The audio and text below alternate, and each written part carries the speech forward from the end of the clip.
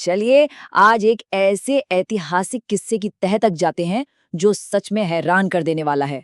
हम बात कर रहे हैं उन गिने चुने संघर्षरत यूरोपीय व्यापारियों की जिन्होंने एक विशाल साम्राज्य की बदलती राजनीतिक स्थितियों का फायदा उठाया और भारत में अपनी इतनी मजबूत सत्ता स्थापित कर ली। ये कोई रातों रात मिली कामयाबी नहीं थी।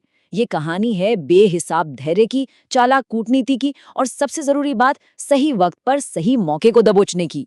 तो बिना किसी देरी के इस विश्लेषण को शुरू करते हैं और गहराई से समझते हैं कि आखिर ये सब हुआ कैसे। सबसे बड़ा सवाल तो यही उठता है ना कि आखिर कैसे उन विदेशी व्यापारियों ने, जो शुरू में सिर्फ अपने वजूद को बचाने के लिए जूझ रहे थे, उन्होंने मुगल साम्राज्य और बाकी क्षेत्रीय शक्तियों के पतन का ऐसा अचूक फायदा उठाया और देखते ही देखते खुद को शासकों में बदल लिया। ये बिल्कुल एक शतरंज के खेल जैसा है, जहां इन देर से आने वाले व्यापारियों ने अपनी सोची समझी चालों और थोड़ी सी किस्मत के सहारे पूरे भारत पर जीत हासिल कर ली। तो चलिए सीधे चलते हैं उन अंग्रेज व्यापारियों की शुरुआती एंट्री पर और देखते हैं कि उनका शुरुआती संघर्ष असल में कैसा था। कहानी शुरू होती है साल 1599 से, जब अंग्रेज व्यापारियों के एक ग्रुप ने खुद को मर्चेंट एडवेंचरर्स नाम दिया और एक कंपनी बनाई।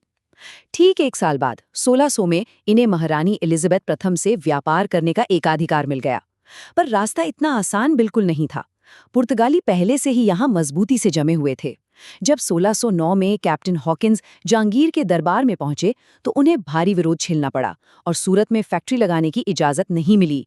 लेकिन गेम पलटा 1612 में। कैप्टन थॉमस बेस्ट ने सूरत के पास समुद्र में पुर्तगालियों को हरा दिया। इस नौसैनिक जीत का जहांगीर पर इतना गहरा असर हुआ कि उसने 1613 में अंग्रेजों को सूरत में अपनी फैक्ट्री लगाने की इजाजत दे दी और देखते ही देखते 1616 तक उन्होंने दक्षिण में मछलीपट्टनम तक अपनी पहुंच बना ली। अब जरा इस आंकड़े पर गौर फरमाइए, सिर्फ 10 पाउंड। ये सुनने में पूरी तरह से मजाक लगता है ना, लेकिन सच्चाई यही है। बॉम्बे का पूरा शहर, जो 1662 में पुर्तगाल के राजा ने इंग्लैंड के राजा चार्ल्स द्वितीय को दहेज के रूप में दिया था, उसे 1668 में ईस्ट इंडिया कंपनी को सिर्फ 10 पाउंड के सालाना किराए पर दे दिया गया। इतनी मामूली सी कीमत पर इतना बड़ा और रणनीतिक बंदरगाह मिलना बिल्कुल जैकपॉट लगने जैसा था। इसका फायदा ये हुआ कि बाद में उन्होंने अपना हेडक्वार्टर ही सूरत से बॉम्बे शिफ्ट कर लिया। सूरत और बंबई के बाद अंग्रेज यहाँ रुकने वाले नहीं थे। अब वक्त था उनके प्रभाव और उनके साम्राज्य के तेजी से विस्तार का। विस्तार की इस कड़ी में एक बहुत बड़ा टर्निंग पॉइंट आया साल 1632 में, जिसे सुनहरा फरमान या गोल्डन फरमान कहा जाता है। गोलकुंडा के सुल्तान ने ये फरमान जारी किया था। इसमें सबसे खास बात ये थी कि हर साल सिर्फ 500 पैगोडा के एक छोटे से भुगतान के बदले अंग्रेजों को गोलकुंडा के बंदरगाहों पर बिना किसी रोक टोक के व्यापार करने की खुली छूट मिल गई। इस एक छोटे से कदम ने उनके आगे अनंत व्यापारिक संभावनाओं के दरवाजे खोल दिए थे।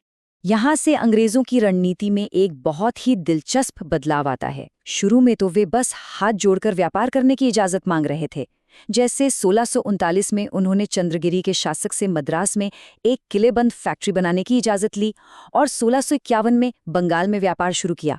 लेकिन 1696 में जब स्थानीय जमींदार शोभा सिंह ने विद्रोह किया तो अंग्रेजों को मानो एक बहाना मिल गया, और ये बहाना था अपनी बस्तियों की किलेबंदी करने का। इसी आड़ में उन्होंने सुल्तानोती को किलेबंद किया और 1700 में फोर्ट विलियम की स्थापना कर डाली। अब वे सिर्फ मसाले बेचने वाले व्यापारी नहीं रहे थे, बल्कि योजनाबद्ध तरीके से शहर बसा रहे थे और मजबूत किले बना रहे थे। और फिर आता है इस पूरी कहानी का एक नया और सबसे अहम अध्याय, कंपनी का मैग्ना कार्टा और 1715 का वो मशहूर मिशन। किलेबंदी के बाद सबसे बड़ी कामयाबी तब हाथ लगी जब 1715 में जॉन सुरमन के नेतृत्व में एक अंग्रेजी मिशन मुगल सम्राट फर्रुखसियर के दरबार पहुंचा। इस मिशन से 1717 में जो विशेषाधिकार मिले वो कोई आम छूट नहीं थे। बंगाल में कस्टम ड्यूटी से पूरी तरह आज़ादी, और वो भी सिर्फ 3000 रुपये सालाना के बदले। दस्तक यानी ट्रेड पास जारी करने का पूरा हक, और सबसे हैरानी वाली बात, बंबई में ढाले गए उनके सिक्कों को पूरे मुगल साम्राज्य में वैध मुद्रा की मान्यता मिल गई। इन शाही फरमानों ने अंग्रेजों को सिर्फ मुनाफे के भूखे व्यापारियों से सीधा एक बेहद शक्तिशाली आर्थिक ताकत बना दिया। पर क्या ये खेल इतना आसान था? बिल्कुल नहीं, क्योंकि अब इस व्यापारिक अखाड़े में होने वाली थी एक नए और दमदार खिलाड़ी की एंट्री। फ्रांसीसियों की। जिस वक्त अंग्रेज अपनी जड़ें मजबूत कर रहे थे, ठीक उसी वक्त फ्रांसीसियों का आगमन हुआ। इन दोनों की रणनीतियों में जमीन आसमान का अंतर था।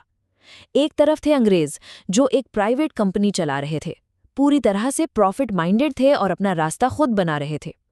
और दूसरी तरफ थे फ्रांसीसी, जिनकी कंपनी को सम्राट लुई 14वें और उनके मंत्री कोलबर्ट का पूरा सरकारी सपोर्ट हासिल था और उन्हें 50 साल का एकाधिकार मिला हुआ था। सीधे शब्दों में कहें तो ये एक निजी मुनाफे पर चलने वाले उद्यम और एक विशाल सरकारी मशीनरी के बीच की सीधी टक्कर थी। राजा की तरफ से मिलने वाले इतने भारी सपोर्ट के बावजूद फ्रांसीसियों का रास्ता फूलों की सेज नहीं था। मेडागास्कर में बस्तियां बसाने की उनकी शुरुआती कोशिशें बुरी तरह फ्लॉप रहीं, लेकिन फिर उन्होंने अपनी सारी ताकत इकट्ठा की और भारत की तरफ रुख किया। 1667 में फ्रैंकोइस कैरॉन की लीडरशिप में सूरत में पहली फैक्ट्री खुली। ठीक 2 साल बाद 1669 में मछलीपट्टनम में, और आखिरकार 1674 में उन्होंने अपनी सबसे महत्वपूर्ण बस्ती पौंडीचेरी की स्थापना कर दी। और ये साल 1674 तो फ्रांसीसियों के लिए एक असली गेम चेंजर साबित हुआ। इसी साल फ्रांसवा मार्टिन ने कैरॉन की जगह ली और पांडिचेरी की कमान संभाली।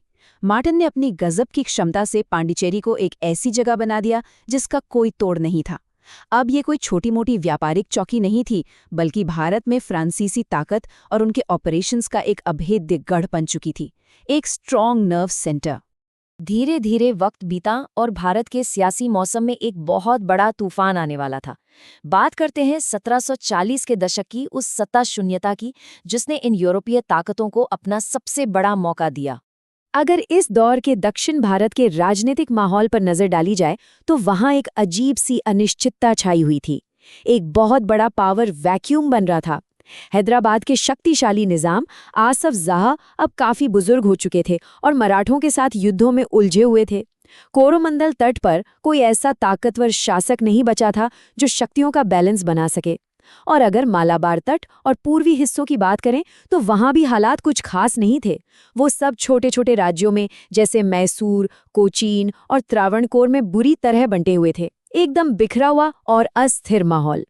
इस पूरे राजनीतिक बिखराव में हैदराबाद का धीरे धीरे पतन होना एक सबसे बड़ी घटना थी। इसका सीधा सा मतलब ये था कि दक्षिण भारत में मुस्लिम शक्तियों का विस्तार अब लगभग रुक चुका था, और इसी एक चीज ने अंग्रेज और फ्रांसीसी दोनों ही बेहद महत्वाकांक्षी शक्तियों के लिए आगे बढ़ने और इस खाली जगह को भरने का एक जबरदस्त और खुला रास्ता बना दिया। उन्हें बस एक चिंगारी की जरूरत थी और उनके मास्टर प्लान पहले से ही तैयार थे। तो देखिए, मंच अब पूरी तरह से सज चुका था। एक तरफ बेहतरीन तरीके से संगठित और किलेबंद अंग्रेज बैठे थे और दूसरी तरफ राजा के अटूट सपोर्ट वाले शक्तिशाली फ्रांसीसी, और इन दोनों के सामने पड़ा था एक बिखरा हुआ नेतृत्वहीन दक्षिण भारत। ऐसे में एक बड़ा ही रोचक सवाल जहन में आता है, भारत पर अपना राज कायम करने के इस आखिरी और सबसे हिंसक संघर्ष में आखिर इस सर्वोच्च पुरस्कार को कौन जीतेगा? ये सोचने वाली बात है, जो इस चर्चा को एक बेहद दिलचस्प मोड़ पर लाकर खड़ा कर देती है।